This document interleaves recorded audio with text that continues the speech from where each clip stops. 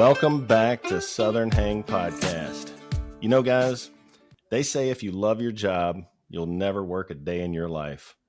And I've been thinking about this a while. Maybe it's the, coming up on the midlife. I don't want to call it a midlife crisis. Don't want to call it any of that.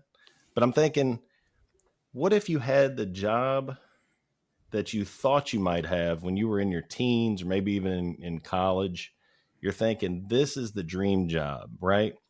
Now we're all I'm coming up on 50. I think some of us are 50. We're looking at this and thinking, what if I could have a different job? What career might I have chose? What would I be good at if I'd have went a different path?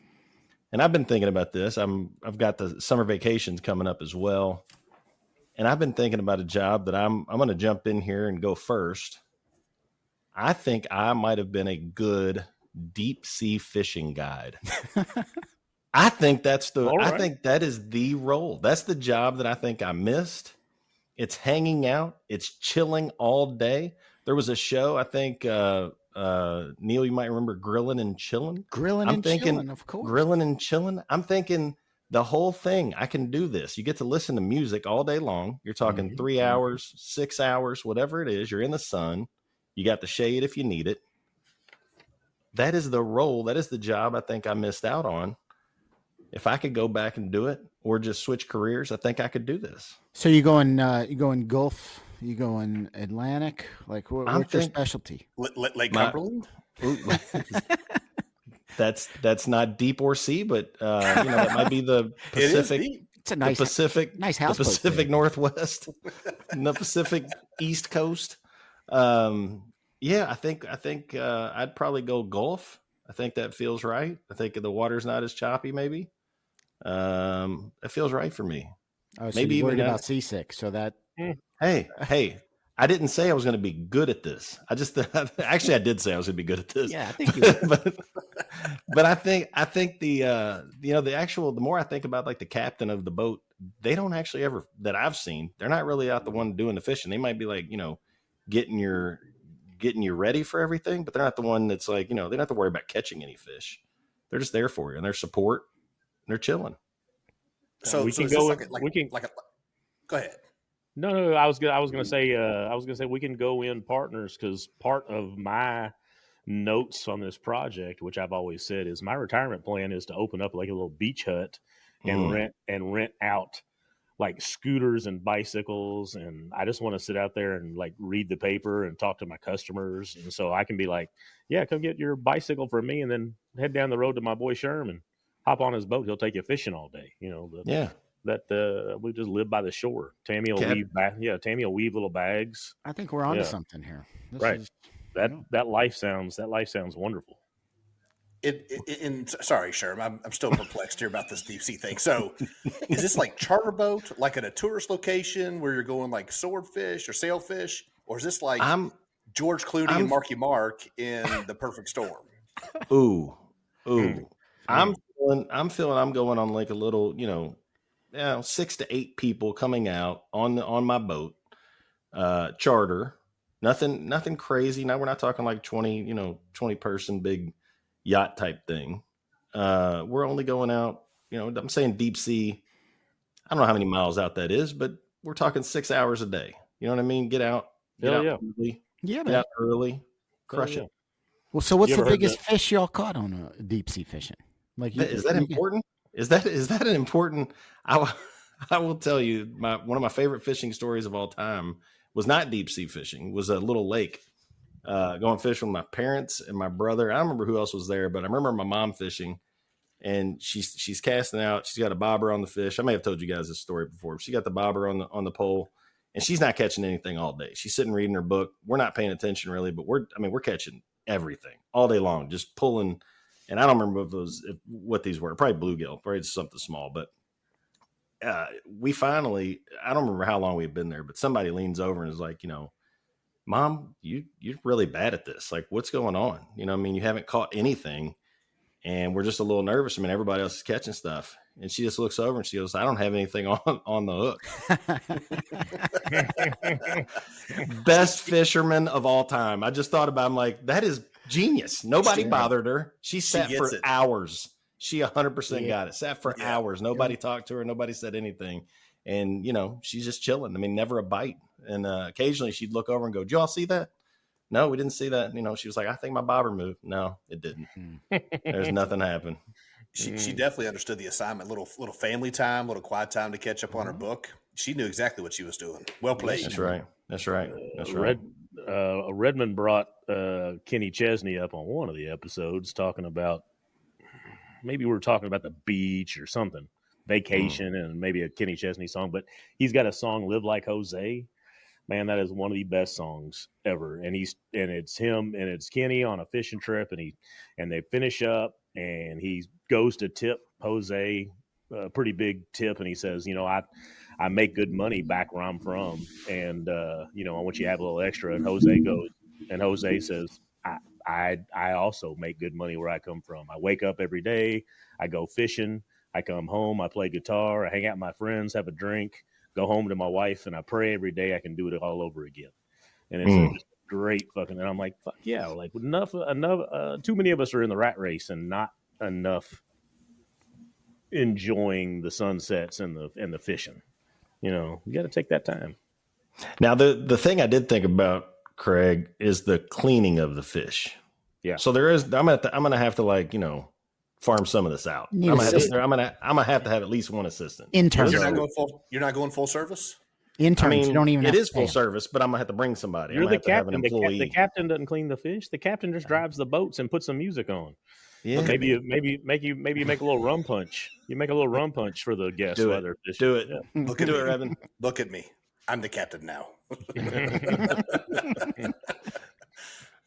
Hey, it's a good segue. The boys and I have been actively prepping and getting all our tackle together, because Row boat is going to be, she's in the water, but we will be on Row boat tomorrow night, and got all our tackle and all our gear. We'll be fishing maybe Friday night, but definitely Saturday. Can you get 6 people on Row boat? Hell yeah, I can get 8 to 10.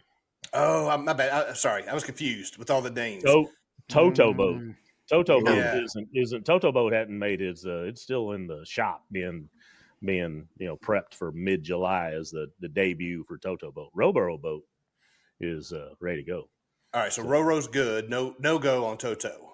Yeah, Toto's on the back porch right now, still in preparation mode, and material list is being made so that we're ready to get the tiny tugboat out in the water. So no jealousy has been established yet of Row boat, of Toto boat. Well, Toto boat's initial plan is we are going to paint her to look like Row boat, so that it's a little dinghy. It's the teeny weeny dopalicious dinghy that's going to be going off the front of our spody floaty dopalicious boaty. And that is how you establish dominance on the lake. That's right. But they know the hierarchy here.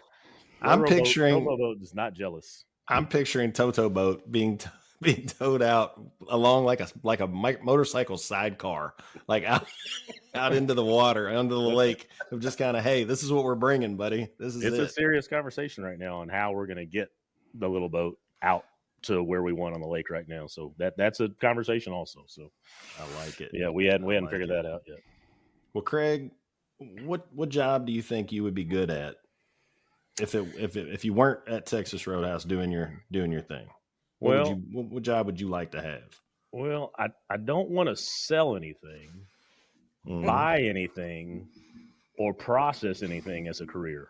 I don't want to sell anything bought or processed, or buy anything sold or process anything sold, bought, or processed, or repair anything sold, bought, or processed.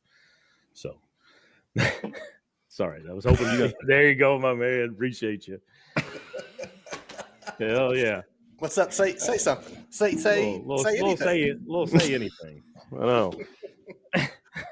I don't know. Shout out to my good friend Kathy. I'd kind of like to use my voice. I think it'd be fun to be a sports commentator or a broadcaster or a news weatherman or something. That's what I always thought would be would be a fun job. And I've always been into sports and doing that. So that's always been kind of a dream job, is to have something where or maybe I'm trying to get Sherm to get me into the movie business. And if he starts making cartoons, maybe I can be a voiceover guy. I want to be let me be some kind of knucklehead cartoon or something. I think that'd be kind of a fun thing. Yeah. So you don't want to be in front of the camera. You just want to go audio. Yeah, I think, well, right. Or if you got me on the news, but I always thought it'd be kind of cool to be, behind the scenes, but doing what we're doing now. Really, can we just turn this podcast into can we tell our listeners to start helping us become, huge, so that we can? All right. So follow us on all our socials. Right. Go to YouTube. Yeah. And let's see if we can help Craig with his second career, and let's take Southern Hang to the next level. That's right. And as far as the socials go, just at Southern Hang Pod, all one word. So going from there. Craig, I think you'd be great at a grounds crew. Like baseball field grounds crew. Oh yeah, I've got that on my options for retirement outside of the my little tiki hut that me and you are gonna be collab on. I'll rent the bicycles, and then they'll ride over to your dock. I think it'd be a blast to mow golf course all day. I have a music on, listen to shows, and I'll tend to a golf course all day. I've got my yard today, got my yard all put together, got it pretty, and my lines are beautiful. Laid all my lines down today. So hell yeah, I could do that. I could sit on a mower all day, or tend to grass and take care of a park or something. Hell yeah, I could do that. Is there a AA or AAA team on the? So I'm sticking with the golf, but in Texas on the water. Is there a spot down there that we could set this all up together? There's minor league baseball everywhere. Yeah, we can find something. We can find some, or even college. That may even be they play earlier, and we're not even into summertime for the fishing. Yeah, we can do this. This might work. All right. Hell yeah. I'm liking it. Neil Wilding, what you got, dude? Well, I still don't know what I want to do when I grow up. I'm still trying to figure out. Testify. So if I got to, I've been running my own thing for about 10 years now, which has been, I think, the longest thing I've done. But if I had to do something else, I tried, this was a tough little assignment that you gave us, Sherman, because, I think back, maybe I'll do something like what my family did. Like my grandfather was a carpenter, but the problem is I'm not handy at all. I can barely get a nail to, into a 2x4. So I had to scratch that one off the list. My dad was an engineer, so that's too much detail for my world. So then I start thinking about what do I love, and we spend a lot of time on music, right? And so I think, well, maybe I should have just spent my life as a guitar player, and just kind of play and strum the acoustic guitar. But I can talk music all day. I can even talk about the impact of drop D tuning on hard rock, but I can't strum a pawn shop guitar to save my life. So that's not on the list, but I figured it out. Okay. I was gonna say, I bet you could strum it. I bet it sounds like shit, but you could strum it. Yeah, it would not be tuned. But I figured it out. I do know. So I started thinking about it. I said, what would I be good at? And I think I would be a fantastic contestant on Survivor. Okay. I mean, you got to be a little bit athletic, which I can. Is that a job? Yes, it is. That's a job. It is. You can win $1 million. Would you? And they've got recurring people. What do you contestants? Do they come back for the anniversary shows? Absolutely. This is true. Yeah.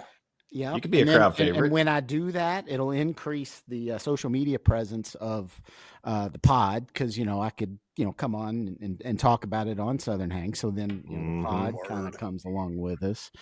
I don't know. That's like a guilty pleasure of mine. I love watching Survivor, man. And I feel like if you have to be able to kind of work both sides and build relationships with all types of people, and got to be able to kind of engineer your way to the end. A personal challenge. I'm going to apply. All right, I'm going to need your help to get me on Survivor. I watched last. I know it finished last night. My son's way into it, and then I watched it last year. 4 episodes maybe, because our neighbor had like a gambling pool, and you randomly drew out and you got your person. As soon as my person was out, I was like, yeah, I'm back to not watching the show again. Like, I could care. I'd watch like 10 minutes. I was like, oh my God, this is the most drama filled thing. Like it drove me nuts. But my son loves it. He watches it. I know I've got plenty of buddies that love watching that show. But yeah, all right. Well, we used to have a draft, right? Did we have a draft in like a fantasy Survivor league? Yeah, we did. It was I think Tom Potts was involved. Maybe Mike Lagonis. Corfage. Yeah. So how did that work? You just watch the first episode where everybody comes on, and then you silly draft. Yeah, you got to draft before. Do your homework. You got to do some research before the show even airs. Nice. This is true.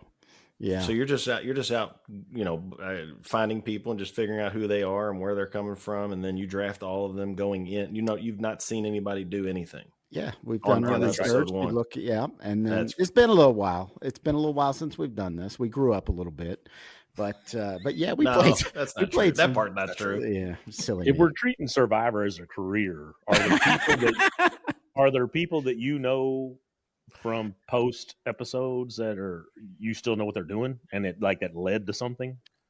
Like, I mean, I assume you're thinking you're going to survive off $1 million. Is that what the plan is here? You are a financial guy, I guess. If he would invest that, he would take that money. Well, you get it as an annuity. So you get a little bit over time, and then of course the celebrity that you build from it.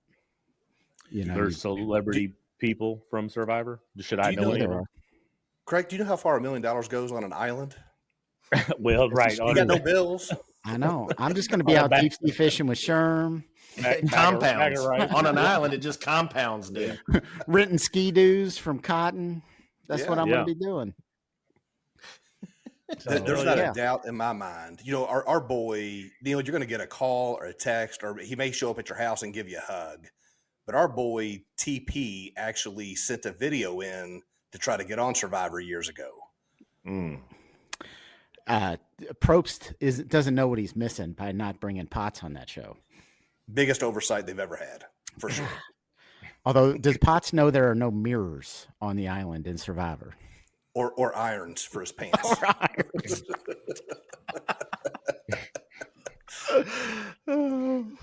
All right, Red.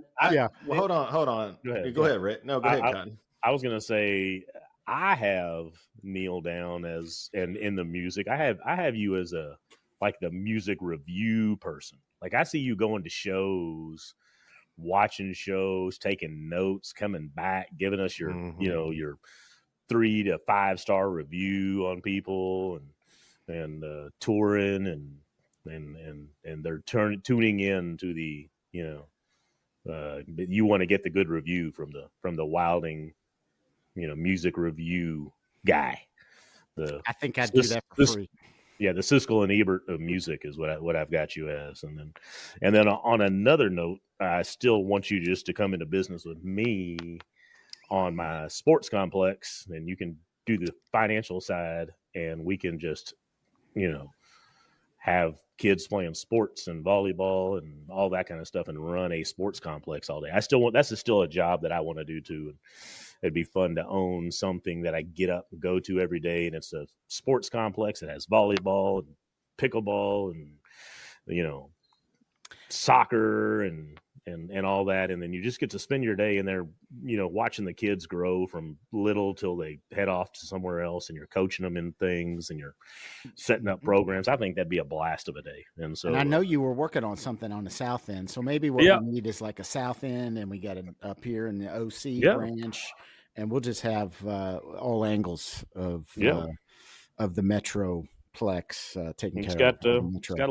It's got a little legs. There's a conversation happening next week, so there's a little legs. So again, so we'll see what happens. But yeah, I think the sports complex thing would be a fun thing. We could have a studio in the sports complex that you could do some recording. We can have multiple different conversations. You could be talking about what sports are going on, which teams are in the league in that place. We could have recording studio for this podcast. It'd be a blast. Recording studio for your weather channel. Yeah, weather channel. Sure. Yeah. Is you just said Little Legs? Is that going to be the name of the place? Little Legs. Little Legs. It might be now. Yeah.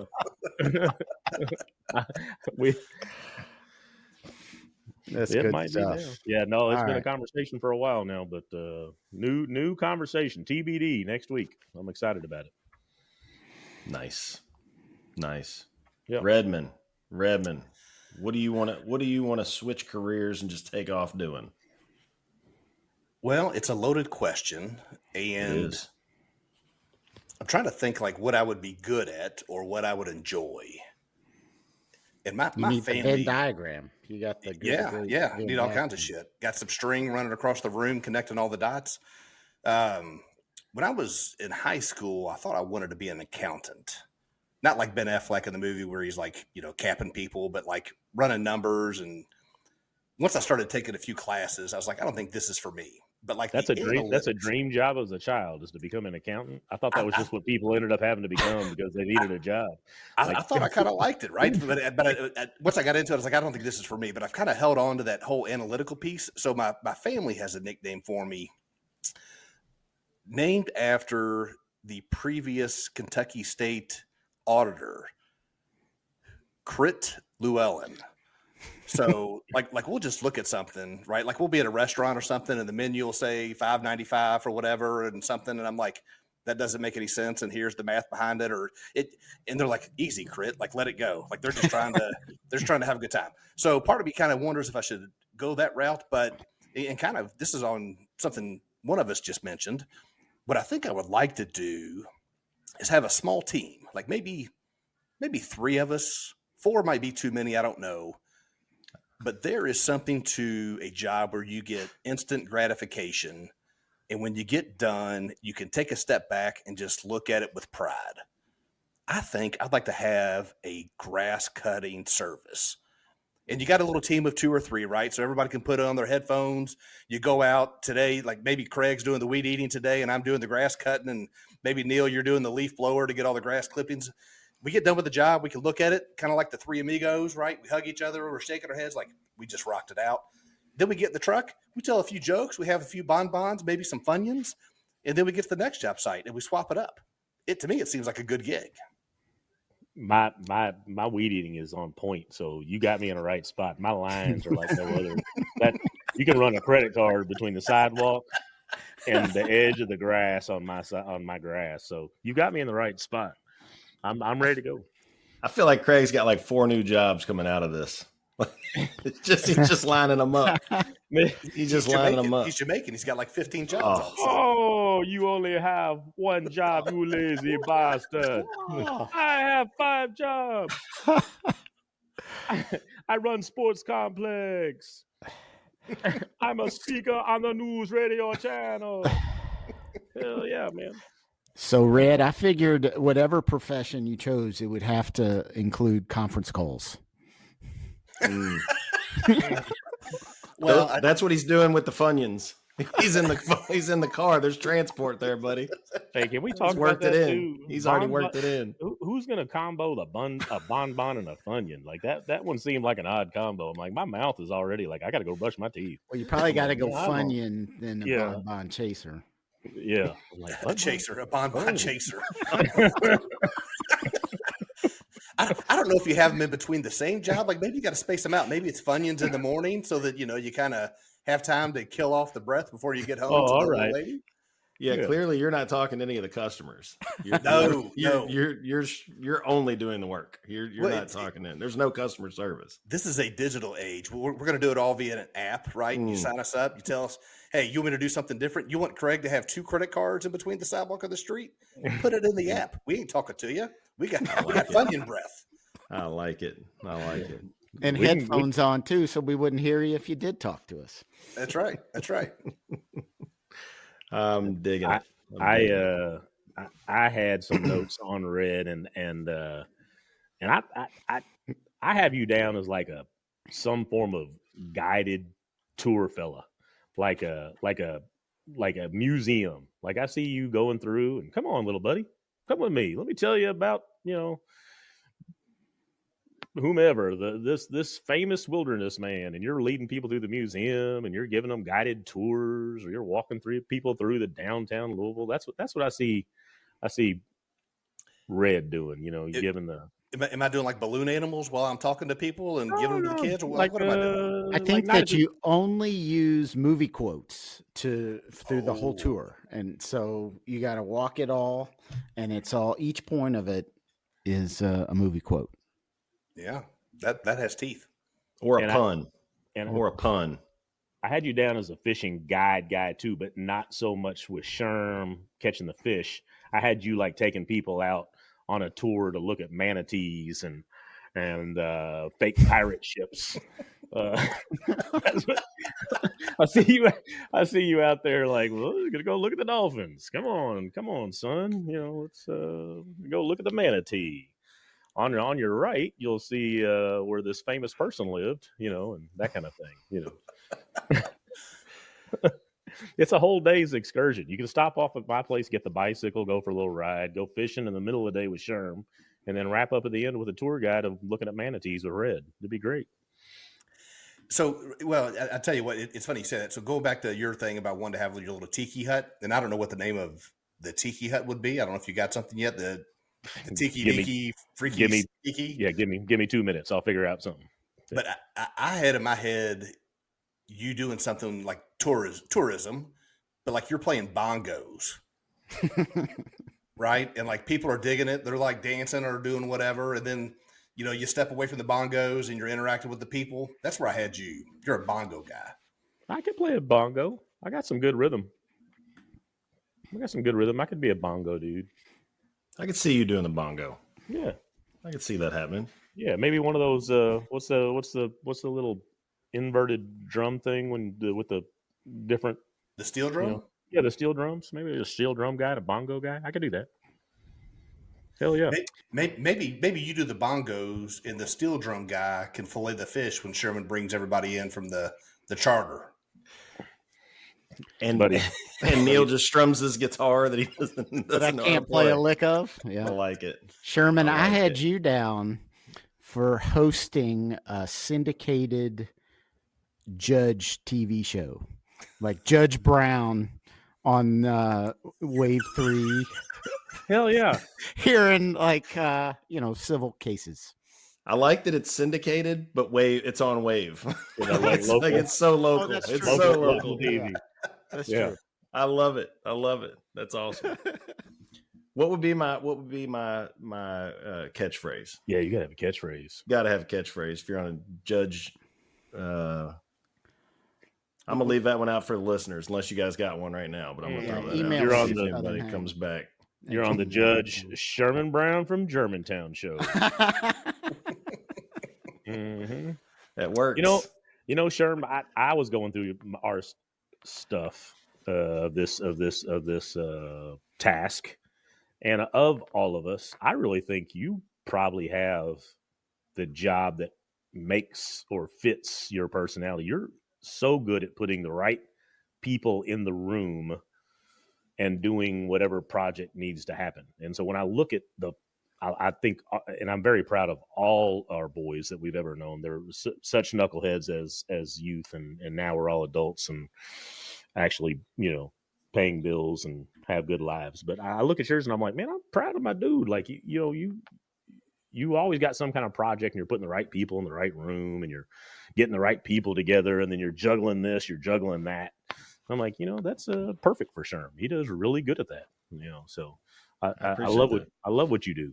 And then outside of that, I had you down as a consignment shop owner, and you're behind the scenes letting Kate do her thing, and you're just making sure you're running around like whatever she needs to have done, and you're fixing it, you're painting it, you're gathering information, you're making coffee, and then Kate's the point person running the cool consignment shop. That's where I had you at.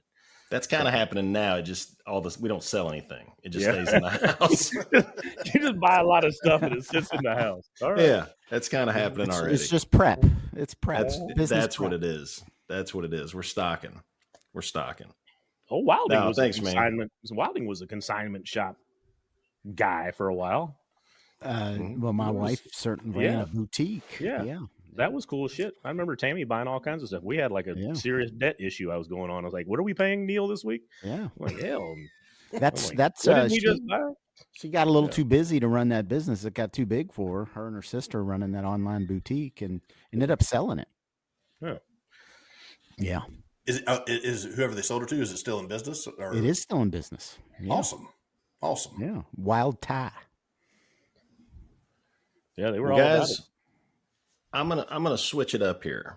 Uh-oh. And where it's going, we're gonna go a different route because all of you play golf.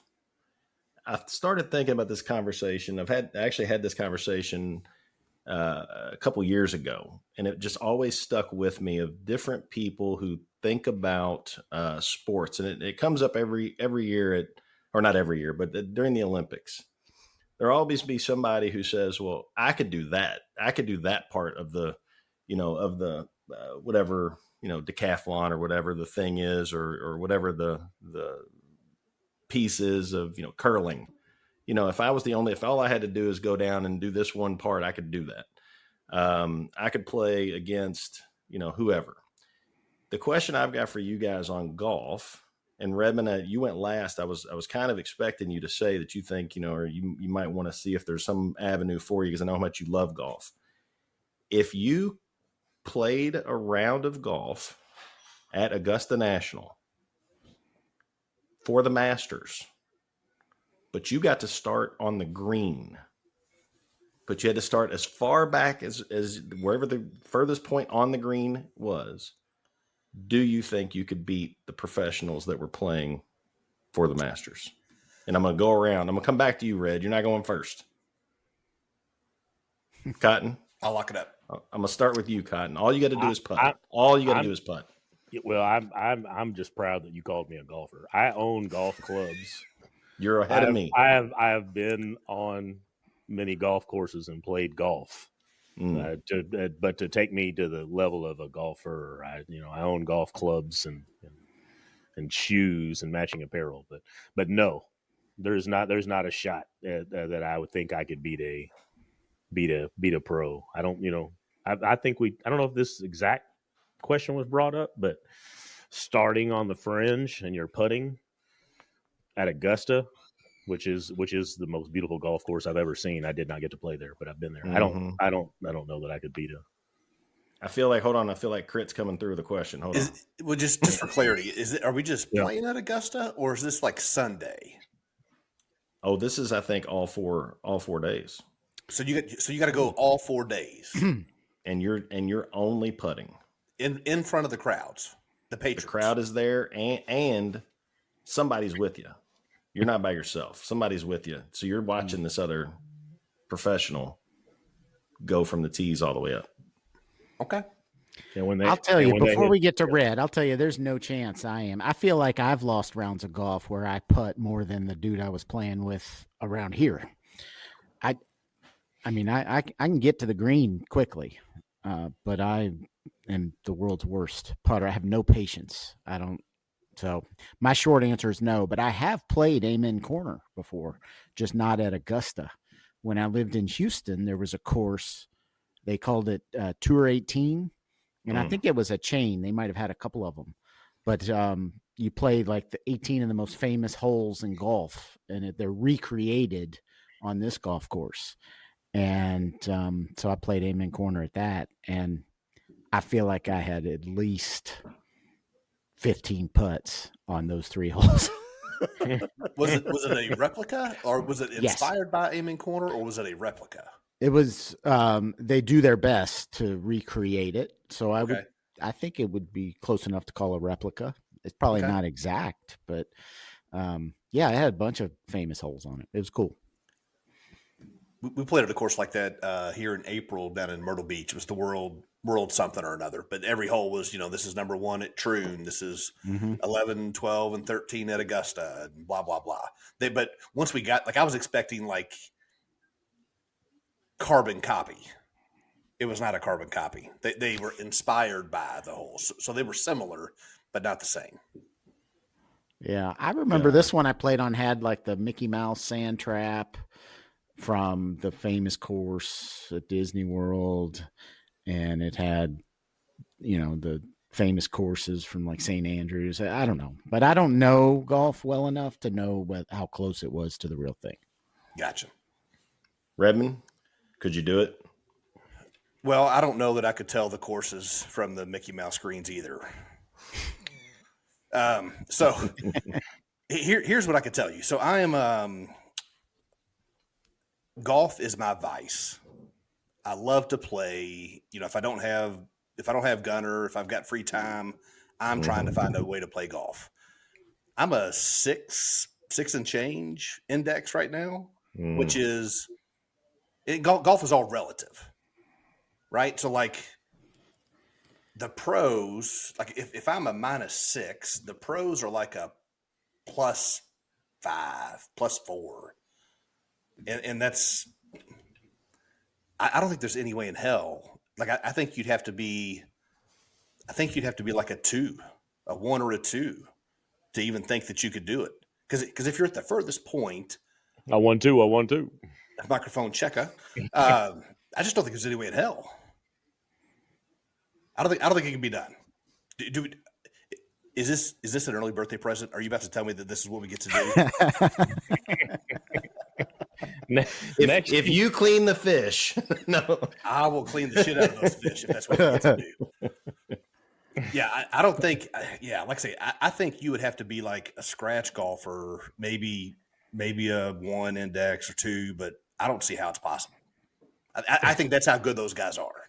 That is not what the people want to watch on TV next year. This year, as a side bonus in the Masters, Knuckleheads trying to we're going putt. to let the Southern Hang podcast see if they can each, beat a golfer, and they just get to start on the putting green.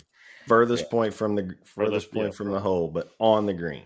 They're I think the course is tough enough.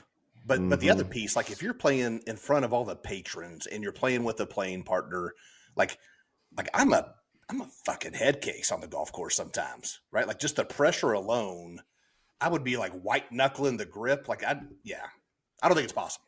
Are you throwing clubs? No. Are you throwing clubs? No, None I did of that. None I of did that. that when I was 19, maybe. Actually, the last time I would have been 22. We were playing at the old silo. I threw the ball up in the air and I tried to hit it like a baseball bat with my putter. And I missed the putter head, but I hit the shaft and it bent my putter. And, back then, not that I make enough money today, but golf clubs are expensive. So I was like, well, how the hell am I going to finish playing golf with a broken putter? So at that point I stopped messing with my clubs. You do a little 10 cup. You blow with the 7-iron the whole course. That's right. That's right. Have you all ever played either in a pro-am or been up close, played with someone that considers themselves a professional golfer? Not a pro-am. We had a vendor take us out, and they had a guy that had his pro card. But that's as close as I've ever gotten. So when I lived in Richmond, Virginia, the company I was with was a sponsor of a what was his name? John Rollins, maybe, was a professional golfer there in Richmond. He had a tournament, a pro-am deal that he was hosting. And we must have been one of the lower end donors for this. So we got one of the guys from the Nationwide Tour back when it was called that. I don't even know what that level tour is now. But the dude that was with us, even from that tour, was like not even close the best golfer I've ever seen up close. And he'd be like, "Hey, watch this. I'm gonna hit 3 shots and I'm gonna fade the trees. I'm gonna hook around the trees and I'm gonna go right through them, and all 3 of them are gonna land in the same spot. And all 3 balls would be with like a foot with each other. It was the guy was incredible. That's sick. To put it in perspective, like how good these guys are. So, like, I heard a story one time. These guys played with Freddie Couples in a pro-am, and they're like 6 holes in or something. And this guy hits the ball pretty far away, and he was like, "Freddie, I got to be honest. Like, I'm shocked we're keeping up with you." And Freddie's like, "Hey, buddy, I was just trying to be nice." like he could control how far he was hitting it off the tee. So after that, he started amping it up a little bit, and he was out driving these guys by 40, 50 yards. Like they are so good, it is sickening. They are like they are the Craig Cotton of coming up with nicknames for their appliances and motorsports.